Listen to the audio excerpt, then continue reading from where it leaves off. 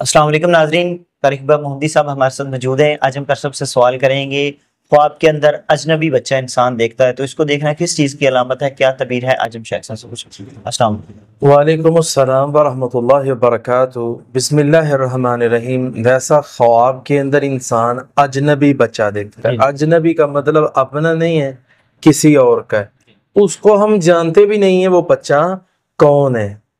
तो फिर ये है कि इसकी ताबीर होती क्या है। बच्चा बच्चा ही है, अजनबी हो, अपना हो, या भाई का बेटा हो, बहन का बेटा हो।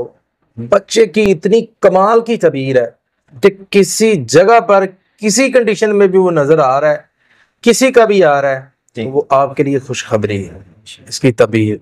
और इसी तरह नई नई जिम्मेदारियां, अगर अजनबी बच्चा है आपकी कोई नई जिम्मेदारी लगने वाली, नई जिम्मेदारी से मुराद ओहदा भी होता है, सीट भी होती है। नई जिम्मेदारी से मुराद इंसान को जॉब भी मिल सकती है, कारोबार भी मिल सकता है, ये सारी चीजें इसमें आ जाती हैं। इसी तरह रिज़्क की अलामत है, वही बात कि रिज़्क उसका खुल जाना है। अब अल्लाह ताला इसको वसी कर देगा इसका रिज़्क। इसके साथ साथ अब ये ख्वाब आया, अब बंदे को करना क्या चाहिए? दुआएं मांगनी चाहिए, दुआ करनी चाहिए, अल्लाह हलाल की तरफ लेकर जाना मुझे।